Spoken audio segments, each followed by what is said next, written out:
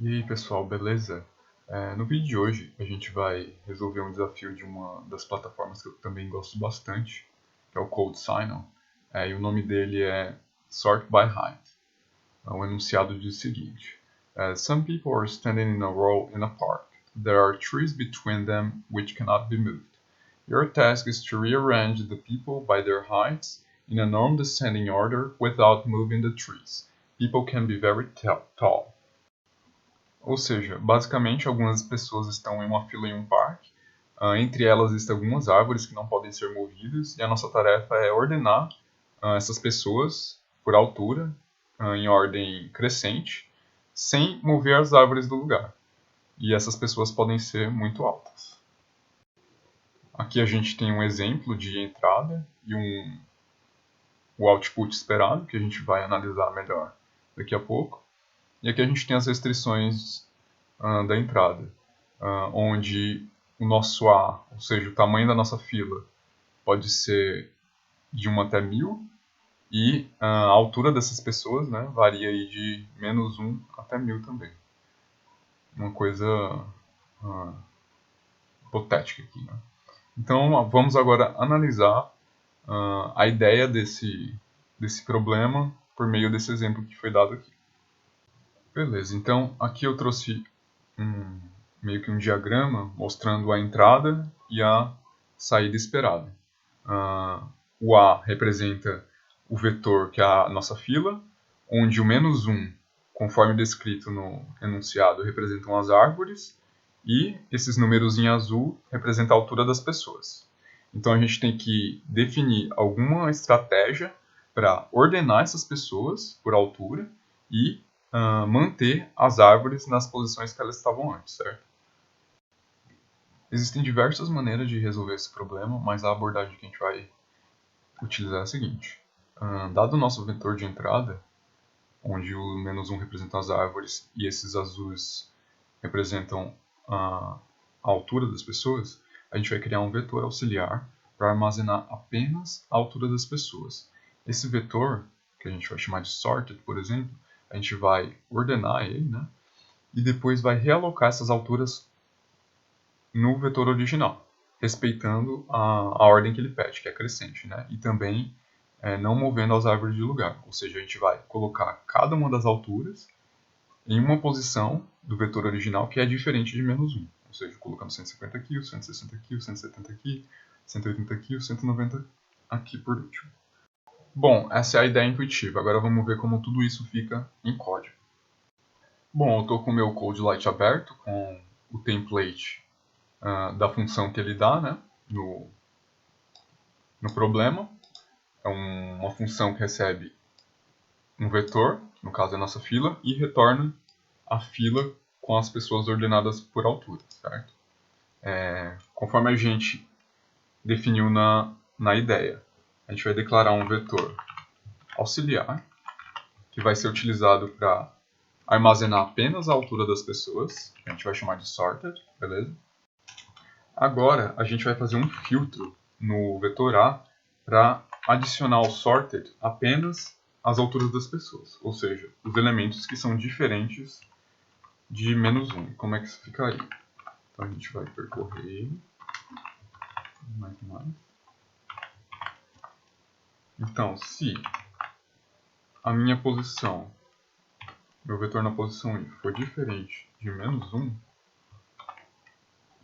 eu vou dar um sorted ponto pushback no valor de A. Pronto. Basicamente isso vai fazer o que a gente planeja. O segundo passo agora é ordenar esse vetor. A gente pode usar a própria função da biblioteca, que é a sort, recebe o sorted, begin, e o sorted end. Pronto. Aqui a gente tem o nosso vetor ordenado. Daí agora, conforme a gente tinha idealizado, a gente vai atualizar os elementos do nosso vetor de entrada, apenas que são diferentes de -1, que no caso são as alturas das pessoas, certo? E para isso a gente vai utilizar agora os elementos do nosso vetor sorted. E como isso ficaria? I igual a 0 e é menor que a ponto size mais. Pronto. Agora se o nosso A de I for diferente de -1, quer dizer que não é uma árvore que está naquele lugar. Então a gente pode colocar o elemento nessa posição. Então o nosso A de I vai receber o nosso sorted na posição 0, que é o nosso primeiro elemento. Depois a gente tem que remover esse elemento do vetor de pessoas, do vetor de idades. Né? Então a gente pode fazer um sorted.erase sorted.begin. Isso daqui basicamente está removendo essa primeira pessoa que a gente já realocou no nosso vetor original. Certo? Isso daqui vai iterar até que todas as pessoas do vetor da altura tenha sido realocado no vetor original e por fim a gente retorna o A. Beleza? Bom, o problema não é difícil, é basicamente isso daqui. A gente pode submeter essa solução na plataforma, copiar o corpo do código só. Daí a gente pode colar aqui na plataforma. Aqui só vou usar o standard, certo? Então vamos aqui rodar os testes.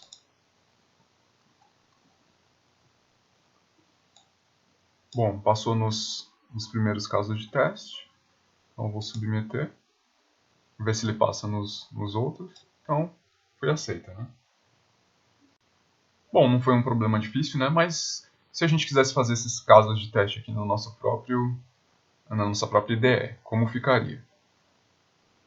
Então aqui no CodeLite, eu vou criar uma função test. Ela vai ser void. Vai ser só para rodar alguns testes unitários na nossa função. A gente vai chamar ela aqui na nossa main. Certo? Para agilizar, eu já implementei ela. Na verdade, eu vou copiar toda e vou colar aqui. Ok? E como ela funciona? Algumas vezes, quando a gente está resolvendo um problema, a gente tem que ficar passando as entradas para o programa para ele imprimir o resultado, né? Por meio dessa função test, a gente vai criar aqui os casos de teste e verificar se por meio da nossa função a gente alcança os resultados esperados, certo? Para cada um dos casos de teste que foram apresentados na plataforma, que são aqueles 6. Aqui, basicamente, eu tenho os vetores de entrada, que ele vai passar para a nossa função, certo? Essa cert, ela vai comparar se o resultado do retorno da nossa função, passando A como parâmetro, vai ser igual a esse vetor aqui, que no caso é o vetor com as alturas ordenadas de acordo com as restrições do problema, certo? E isso para todos os casos. Beleza? Se algum desses casos der errado, vai mostrar no terminal. Mas nesse caso aqui, todos eles estão corretos. Beleza? Então a gente pode testar agora. Então eu vou vir aqui e vou rodar o código.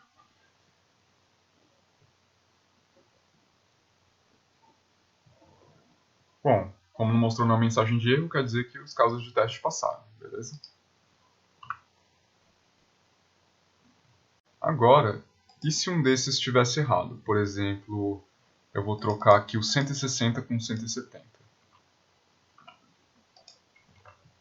Ou seja, a ordenação não está correta, certo? Então é para falhar o caso de teste do sort height passando A. E é justamente o que acontece, né? Aqui o nosso sort height by A não tem o resultado esperado. Então é isso, espero que vocês tenham gostado e até a próxima.